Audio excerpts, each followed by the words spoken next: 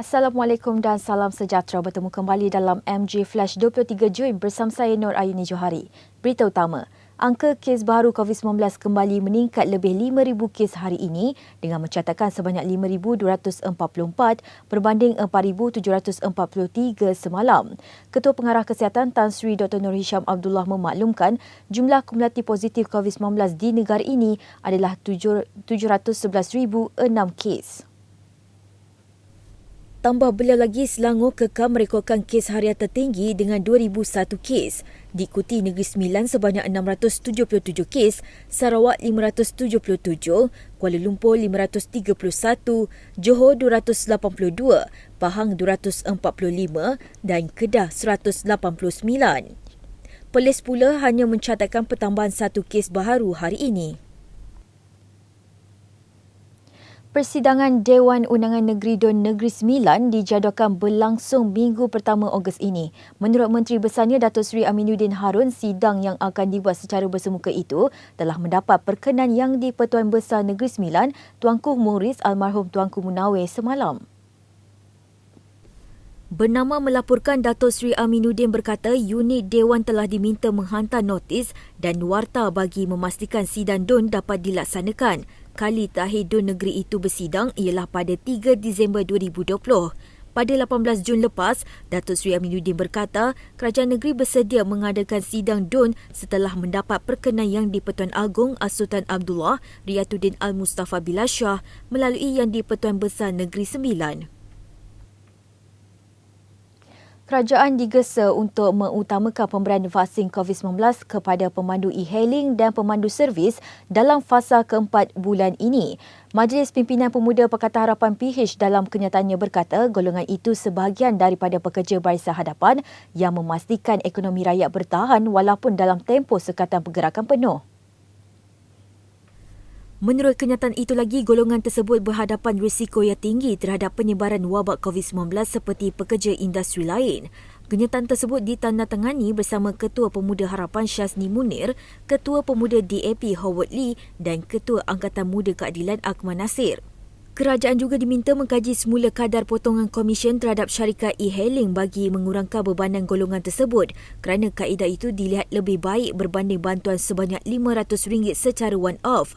Ujarnya kadar terkini yang dipotong hampir 20% daripada bayaran kepada pemandu dan ia dilihat agak tinggi serta membebankan pemandu e-hailing.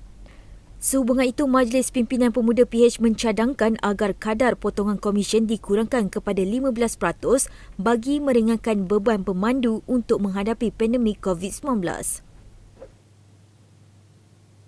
Peniaga restoran di negara ini akan berdepan situasi gulung tikar dan bankrupt berikutan perkhidmatan makan dalam premis tidak dibenarkan sepanjang tempoh pelaksanaan Perintah Kawalan Pergerakan PKP.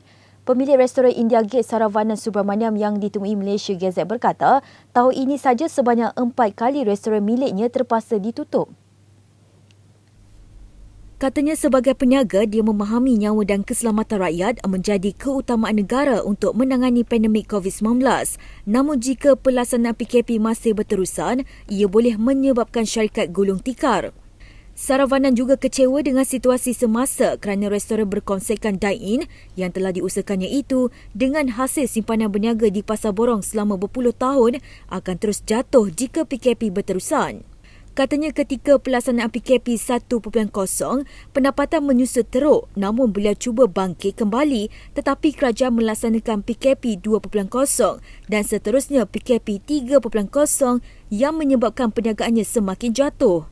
Sebelum ini, peniaga diberikan moratorium secara automatik dan pemilik bangunan diberikan diskaun sewa sebanyak 50%. Namun ketika PKP 3.0, ia memberi impak yang amat teruk kepada para peniaga yang perlu menyewa premis kerana sering dihubungi pihak bank, ditambah pula hampir 46 hari restoran tidak dibenarkan dine-in.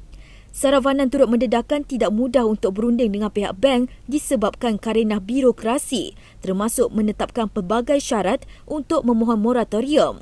Sehubungan itu, beliau berharap kerajaan dapat mendengar dan meneliti luahan para peniaga untuk kelangsungan hidup mereka daripada menghadapi muflis akibat pandemik. Seramai 22 individu diberkas selepas polis berjaya mematahkan kegiatan sindiket penipuan yang menawarkan pekerjaan tidak wujud sebagai ejen sebuah syarikat atas talian dalam serbuan di Kota Tinggi Johor kemarin. Ketua Polis Johor, Dato' Ayuh Hamaidi Piche berkata, semua suspek yang ditahan berusia 15 hingga 26 tahun mengendalikan pusat pemanggilan dengan menyamar sebagai pekerja aplikasi e-dagang terkenal. Katanya kegiatan sindiket itu terbongkar susulan serbuan di 4 kediaman berpagar dan berpengawal bermula jam 4 petang hingga 11 malam Isnin lalu dari hasil intipan yang dilakukan. Difahamkan sindiket itu menawarkan kadar upah antara RM1,000 hingga RM3,000 sebulan tidak termasuk komisen. Modus operandi yang digunakan oleh sindiket ini dipercayai kumpulan ini bertindak sebagai headquarters. Ada satu tempat yang dijadikan headquarters mereka di lokasi lain yang akan membuat hebahan melalui laman sosial dengan menghantar mesej melalui aplikasi WhatsApp secara rawak kepada mangsa dengan menawarkan pekerjaan secara sambilan sebagai ejen Lazada bagi menjana pendapatan. Dan mereka ini diarahkan untuk menghubungi nombor telefon yang disertakan dalam mesej berkenaan. Talian yang akan dihubungi oleh mangsa akan dijawab oleh kumpulan yang kami tangkap ni lah, yang dipanggilkan service center ni. Dan mereka ni lah yang akan menawarkan pelbagai package. Ada sama ada untuk menjadi sebagai regular agent ataupun VIP agent, yang mana mereka dijanjikan lah komisen 8% dan 15%, bergantung pada jumlah barangan yang dijual.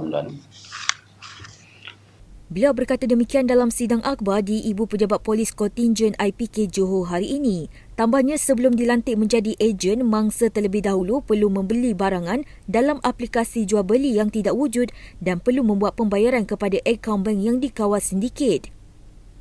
Sindiket menjanjikan komisen akan dikreditkan dalam tempoh 10 hingga 15 minit selepas pembayaran dibuat.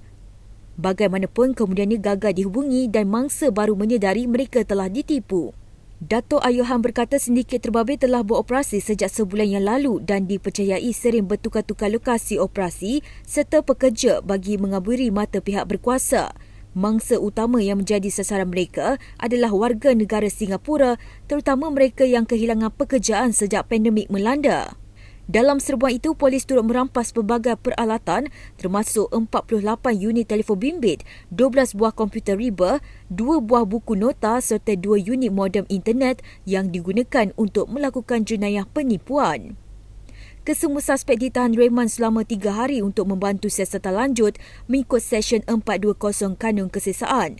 Beliau juga percaya masih terdapat lagi beberapa rangkaian sindiket ini sedang aktif melakukan penipuan menawarkan kerja sebagai ejen dan di Johor merupakan tangkapan pertama dilakukan. Sekian dahulu MG Flash buat masa ini. Terus bersama kami untuk perkembangan terkini dari masa ke semasa hanya di platform media sosial Malaysia Gazette, di Facebook, Twitter, Instagram dan juga YouTube atau melalui portal di www.malaysiagazette.com. Assalamualaikum dan salam hormat.